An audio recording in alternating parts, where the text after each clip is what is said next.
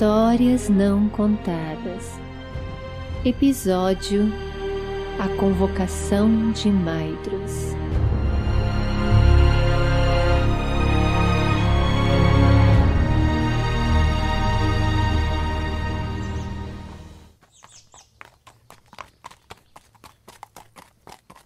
O vento balançava as copas das árvores, enquanto uma fila de imponentes cavalos trotava calmamente por uma trilha em meio à floresta. Seus cavaleiros não conversavam.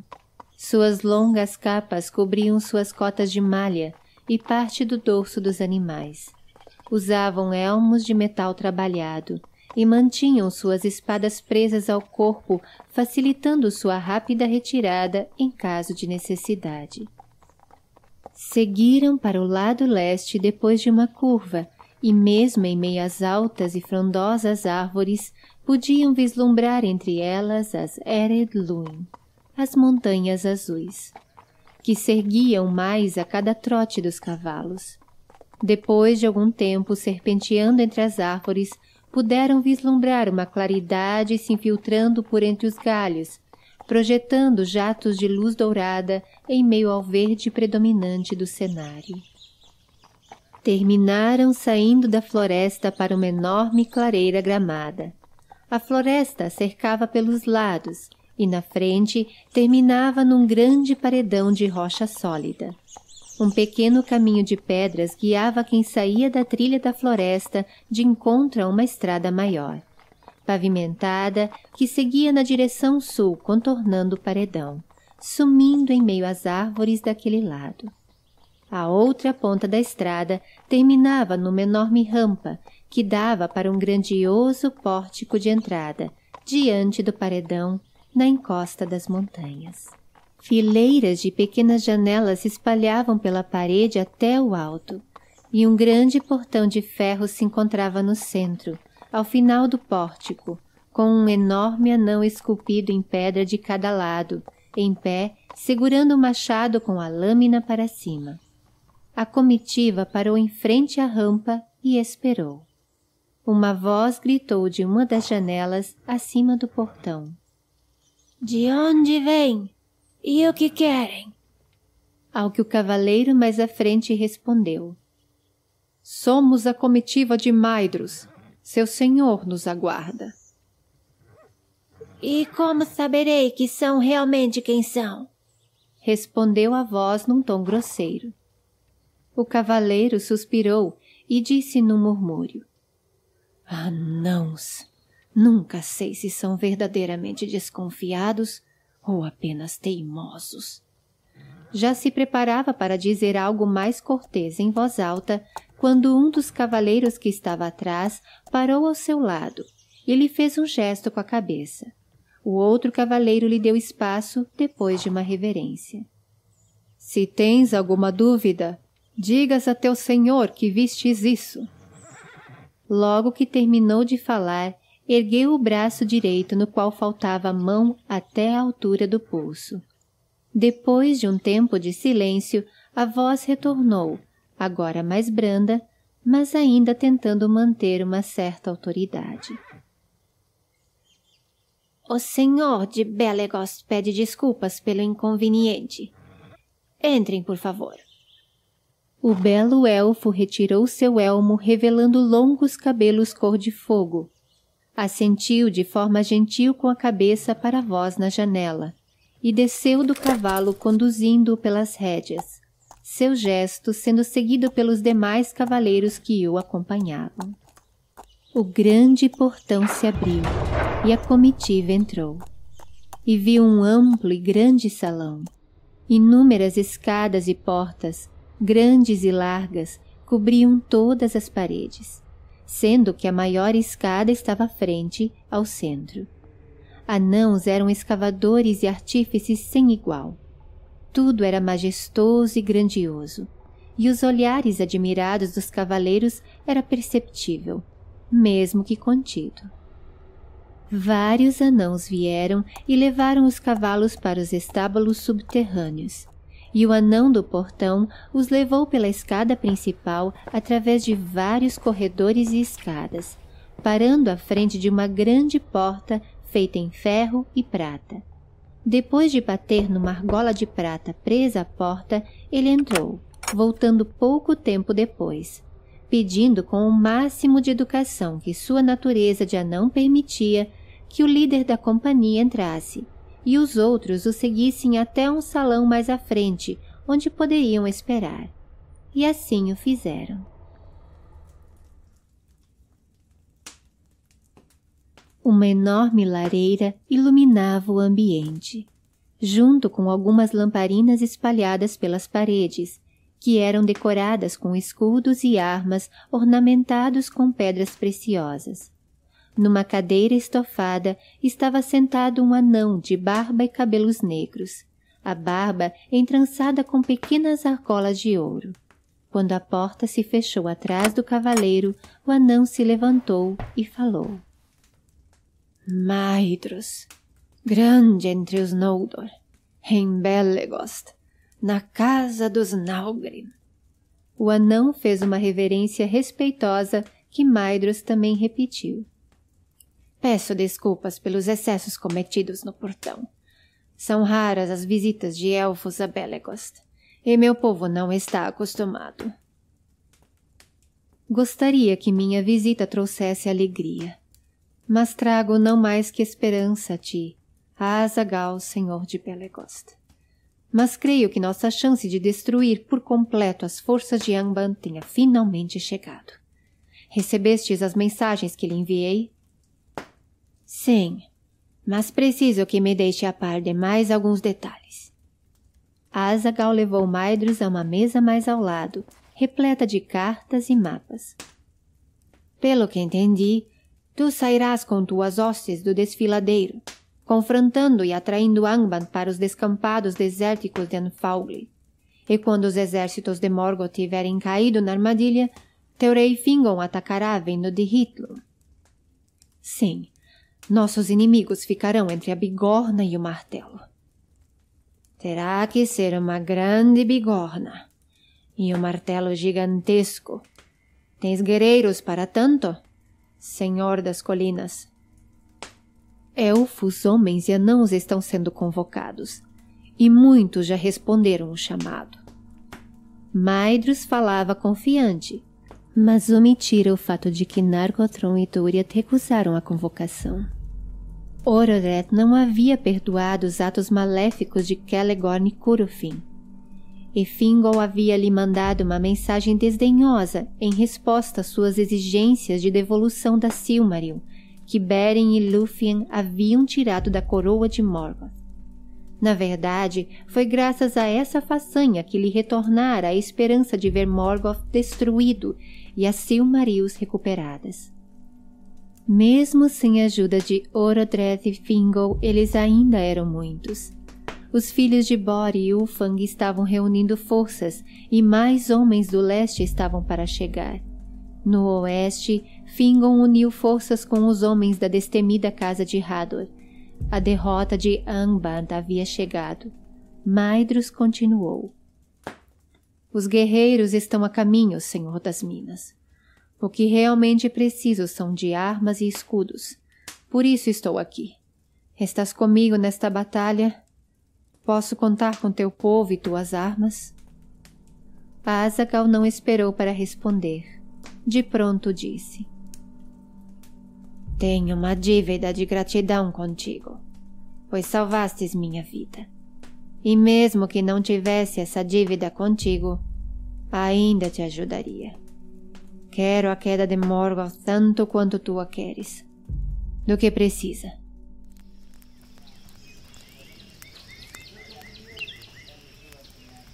Numa vila em meio à floresta, no lado oeste das Ered Luin, no centro de um amontoado de cabanas de madeira com telhados de palha, Borlad, filho de Bor, falava com os irmãos Borlach e Borthand e vários outros homens de aldeias vizinhas. E ao redor de uma fogueira, eles traçavam planos e estratégias de combate. Pela fresta da janela de uma das cabanas, olhos negros e maliciosos os observavam. Uldor, filho de Ulfang, se virou para seus irmãos, Ulfas e Ulward. Eles estão ocupados explicando o plano dos elfos para os líderes das aldeias vizinhas. Mas eu tenho planos melhores para nós.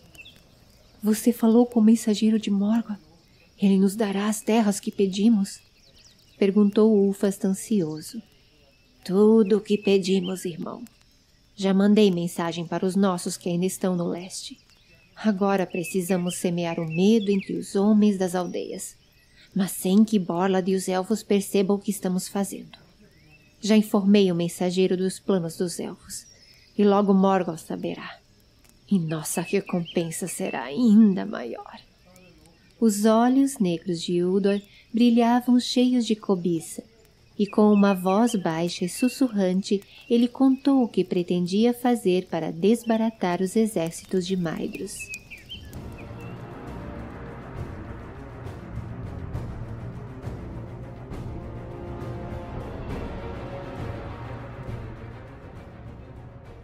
Depois de passado tempo de preparação para a batalha, homens, anãos e elfos marcharam e se reuniram na colina de Himrin, onde ficava a fortaleza de Maedhros.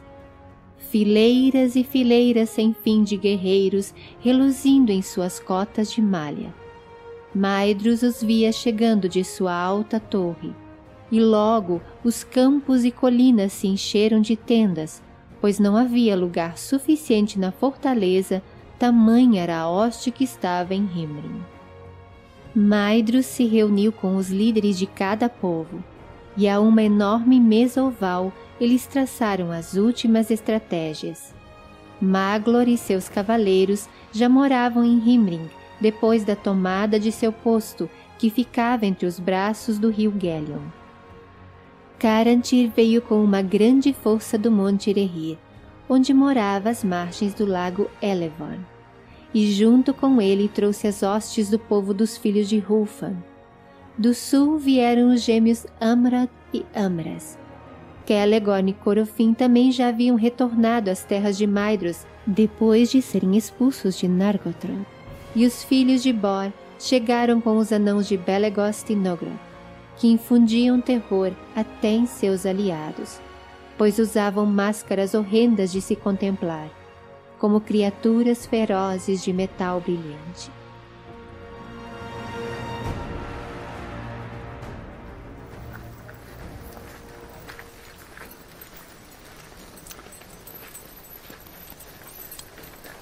O dia da batalha havia chegado, e na manhã do meio do verão, as trombetas dos Eldar saudaram o nascer do sol, e o estandarte dos filhos de Fëanor se ergueu na colina de Himrin. As tropas já se preparavam para começar a marcha, quando Uldor veio correndo e parou diante de Maedhros no pátio central. — Meu senhor! Disse Uldor ofegante, fazendo uma reverência. Um mensageiro acabou de chegar e parece que os olheiros que eu havia mandado foram atacados, e há indícios de uma emboscada no desfiladeiro. Peço permissão para ir com meus homens averiguar, e sugiro, se me permite a audácia, que vós espereis aqui até a minha volta, pois o risco de uma armadilha é grande nesse momento. Maedhros não poderia se atrasar. Fingon só atacaria depois de ver a fogueira em Dorthonion. Tomou conselho com o restante dos líderes e, por fim, e para sua ruína, decidiram seguir as palavras de Uldor. Já era madrugada quando ele retornou, só e com um corte no braço, dizendo que foram surpreendidos e atacados e só ele havia sobrevivido. Um dia já tinha sido perdido e não poderiam prosseguir com a incerteza de uma armadilha. Maglor então sugeriu que ele e seus cavaleiros fizessem uma busca cuidadosa até a planície. Cavalos são mais rápidos, tanto para perseguir quanto para fugir. Isso pareceu bom aos olhos de Maedhros e aos outros. Mas mesmo Maglor usando os cavalos, era uma grande região para percorrerem, e já era alta noite quando voltaram à cidadela em Himrin.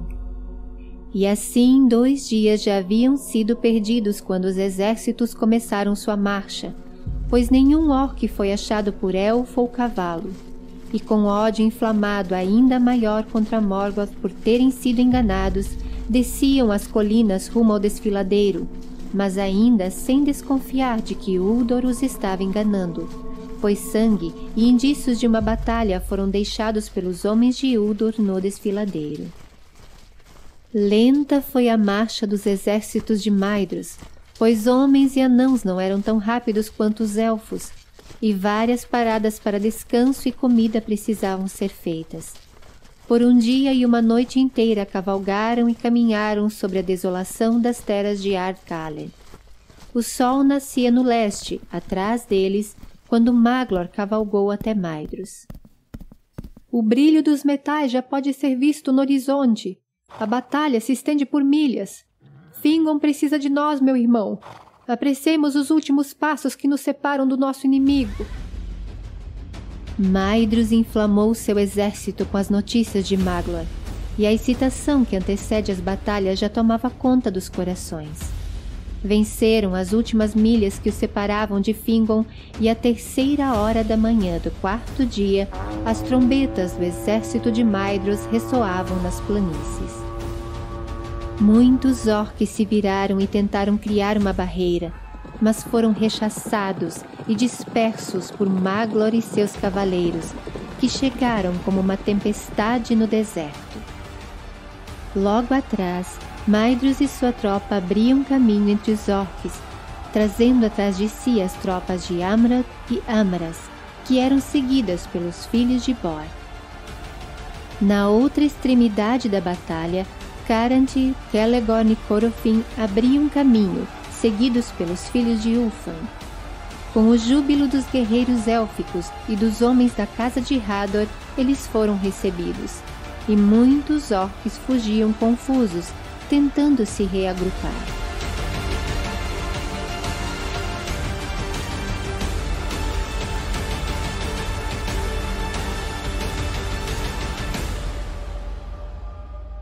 Mas Morgoth lançou um último ataque de Angband.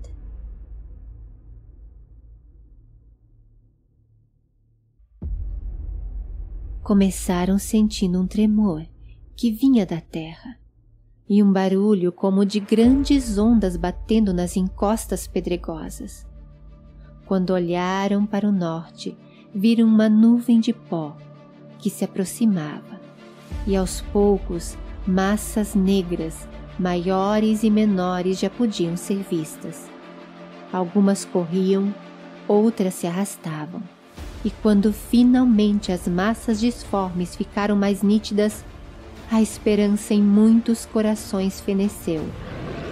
Cavalga-lobos, Balrogs e Glaurung e sua ninhada de dragões chegavam como uma sombra gigante de medo e terror.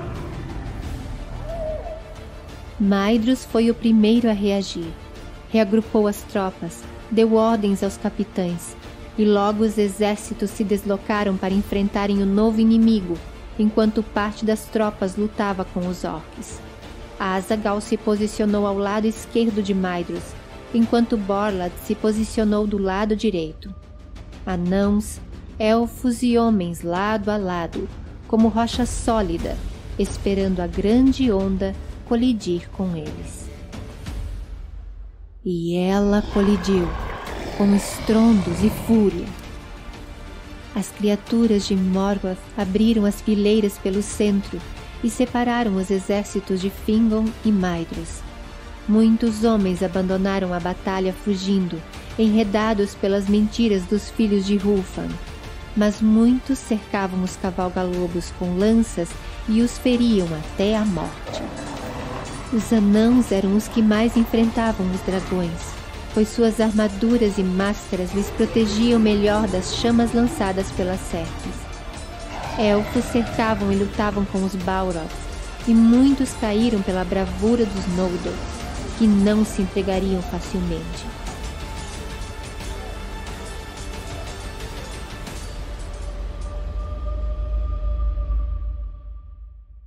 Mas as artimanhas de Morgoth iam além da força, e se revelaram frutíferas no momento oportuno.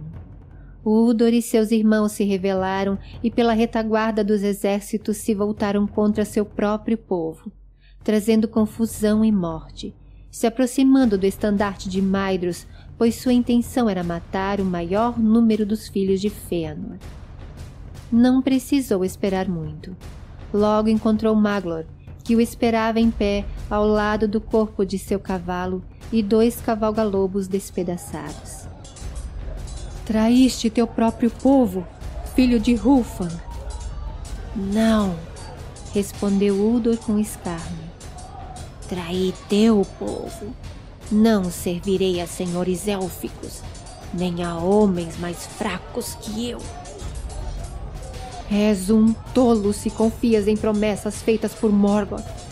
A única recompensa que terás é a morte. Dizendo isso, Maglor investiu sobre Udor e o matou.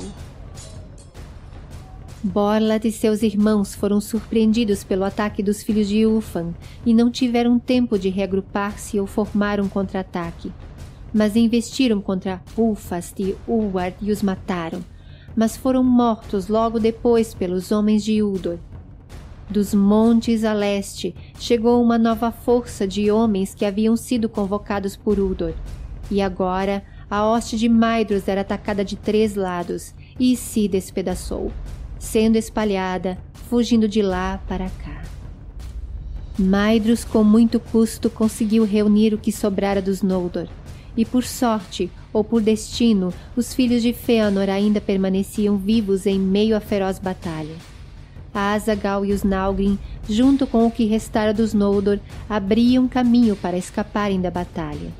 Mas Glaurung, que se divertia matando e esmagando, percebeu o movimento e atacou os fugitivos com ferocidade. Vá, disse Azaghal a Maedhros. Sua voz era grave e resoluta. Nossas armaduras suportam melhor o fogo. Deixe que nós cuidemos de Glaurung. Hoje minha dívida será paga e tua vida será salva. Vá! Maedhros se recusava a deixar a batalha, mas seus irmãos e a voz firme e determinada de Azaghal, atrás da horrenda máscara, lhe convenceram.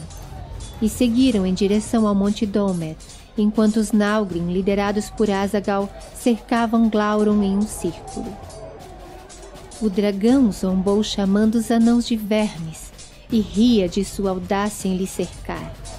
Venham, dizia ele, e encontrem sua morte. Mas os anãos não se intimidaram com as ameaças, e mesmo Glaurung ricocheteando sua cauda e cuspindo fogo, eles o atacavam simultaneamente, e mesmo com sua forte couraça, muitos ferimentos as armas dos anãos lhe causaram. Em sua fúria, Glaurung investiu sobre Azaghal, derrubando-o e rastejando sobre ele. Mas em seu último ataque, Azaghal desferiu um golpe de faca no ventre do dragão, e com um urro de dor, Glaurung fugiu da batalha, levando as feras de Angband em sua loucura. Os Nalgrim ergueram o corpo de Azaghal e o levaram em cortejo para longe, como se estivessem em um funeral. Cantavam um lamento em suas vozes graves, sem se importar mais com a batalha, e ninguém, amigo ou inimigo, ousava detê-los. Maedhros ouvia o canto que era trazido pelo vento, e chorou a perda de Azaghal, de Borlad e seus irmãos, e de quantos mais ele não sabia. Pois do oeste ele não tinha notícias, e temia que Fingon e os homens que o seguiam tivessem a mesma sorte.